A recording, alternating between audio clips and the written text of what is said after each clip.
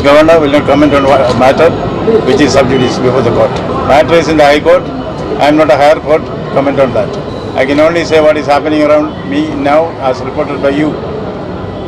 Calls for the explanation. Vinash Kale Viparit Buddhi. Calcutta High Court is apprised to the matter. Let the court take a decision. आप जबरदस्ती इसको छीन के लिया। हम तो आपका घर में जाके कुछ नहीं किया।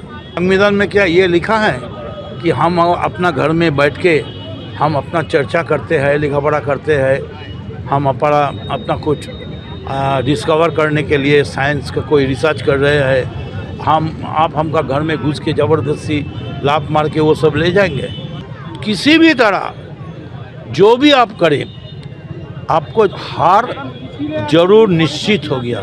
গাড়ি রেজিস্ট্রেশন নাম্বার আমরা বার করেছিলাম, সঙ্গে সঙ্গে দেখলাম কলকাতা পুলিশের বা বিধানসভা নগর কমিশনারের পুলিশের কাজ হচ্ছে নাম্বার প্লেটকে ঢাকছে, আর মিডিয়াতে দেখাচ্ছে মুখ্যমন্ত্রী গেলেন, মুখ্যমন্ত্রীর গাড়িতে সব ওই মালগুলো ফাইলগুলো সব লোপাট করার চেষ্টা করা হচ্ছে। তখন আমাদের চলো যা হোক করে ফাঁক ফোকর করে তোমাদের ক্যামেরাতে সব দৌড়তেই আমি দেখলাম নাম্বারগুলো। আজকালকার দিনে স্মার্ট এতে মোবাইলে টাইপ করি সঙ্গে সঙ্গে নাম্বারটা পাওয়া গেল যে এটা হচ্ছে অল ইন্ডিয়া তৃণমূল কংগ্রেসের 2023 ফেব্রুয়ারিতে কেনা গাড়ি। তৃণমূলের যে অফিস সেখান থেকেই ওটা কসবা এআরটিওতে রেজিস্ট্রি করা হয়েছে। তাহলে সেই গাড়িকে কেন পুলিশ পাহারা দিচ্ছিল? গোটা বাহিনী, দুটো কমিশনারেটের। ভারতবর্ষে দেখা যাচ্ছে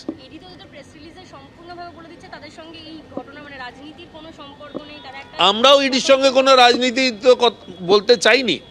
ইডি তো আজকে ইডি তো আমি যতদূর আমার শিক্ষাগত যোগ্যতা, ইডি কোনো এফআইআর করতে পারে না।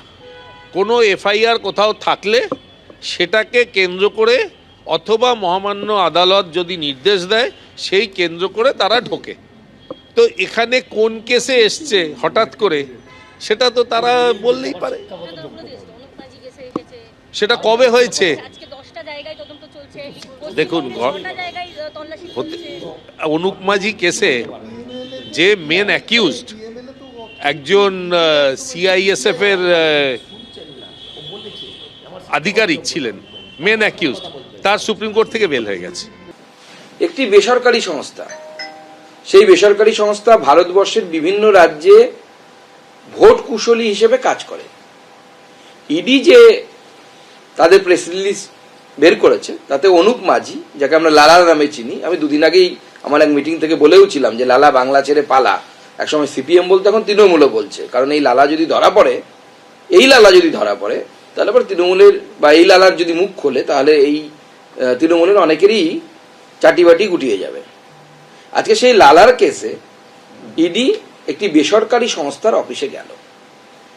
তাহলে আমার প্রশ্ন হচ্ছে, যেটা পাহারা দিচ্ছে তৃণমূলের তাবর তাবর নেতারা, দৌর্দত্য প্রতাপ নেতারা এবং মমতা বন্দ্যোপাধ্যায় দৌড়ে গেলেন, সেটাকে একটি বেসরকারি কোম্পানিকে বাঁচানোর জন্য একজন মুখ্যমন্ত্রী দৌড়ে যাচ্ছেন।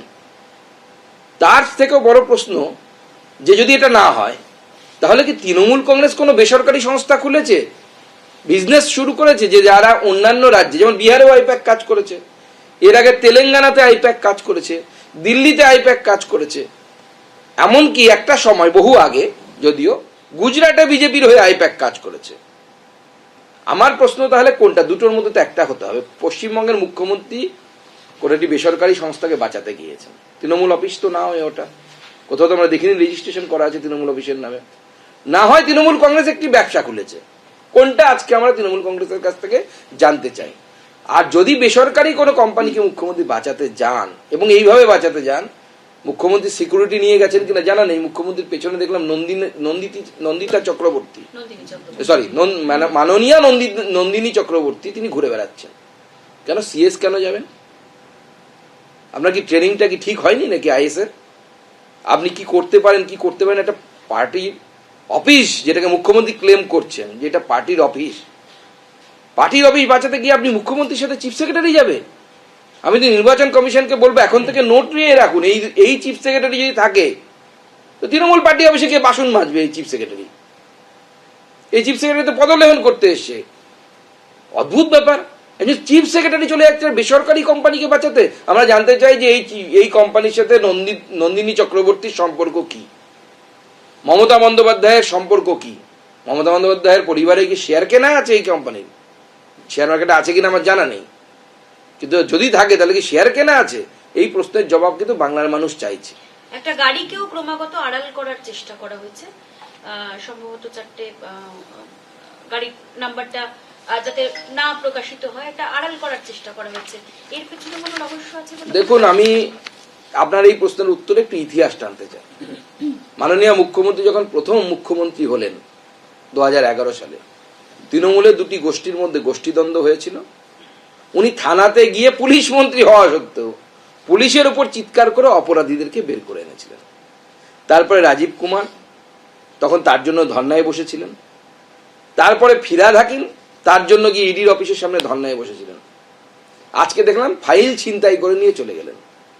শুধু তাই নয়, তিনি একটি গাড়ি নিয়ে এসেছিলেন, সেই গাড়ির নাম্বার যাতে ক্যামেরার সামনে না পড়ে সেটা তৃণমূল কংগ্রেসের কোনো একজন বা পুলিশের কেউ এইভাবে দুহাত তুলে যিশুখ্রিস্ট হয়ে ওই নাম্বার ঢাকা দেওয়ার চেষ্টা করেছিল। আমি এটা বের করেছি, এটা হচ্ছে সেই গাড়ির নাম্বার যে গাড়িটা নিয়ে মুখ্যমন্ত্রীর ফাইল এসেছে আজকে, চুরি করা ফাইল। মুখ্যমন্ত্রীর ফাইল চুরি বা ছিনতাই বলা ভালো, এটা চুরি তো অজান্তে হয়। উনি ইডি অফিসারদের সামনে ফাইল ছিনতাই করে এসেছেন, ছিনতাই করে নিয়ে এসেছেন। পশ্চিমবঙ্গের মুখ্যমন্ত্রী যে ছিনতাইবাজ, এটা কিন্তু আমাদের জানা ছিল না। কিন্তু আজকের ঘটনা প্রমাণ করলো মুখ্যমন্ত্রী, মাননীয় মুখ্যমন্ত্রী পশ্চিমবঙ্গের, তিনি একজন পাকা ক্রিমিনাল। কিভাবে প্রমাণ লোপাট করতে হবে, নিশ্চয়ই যে ভদ্রলোক, সে পুলিশের লোক কিনা তৃণমূলের লোক আমার জানা নেই, গাড়ির নাম্বার, এই গাড়ির নাম্বার চাপা দেওয়ার চেষ্টা করেছিলেন। সেই ভদ্রলোক নিজের বুদ্ধিতে করেননি, মুখ্যমন্ত্রী তাকে বুদ্ধি দিয়েছিলেন। এইভাবে তথ্য প্রমাণ লোপাট করার বুদ্ধি তো ক্রিমিনালদের কাছে থাকে, সিজনড ক্রিমিনাল যাকে বলে।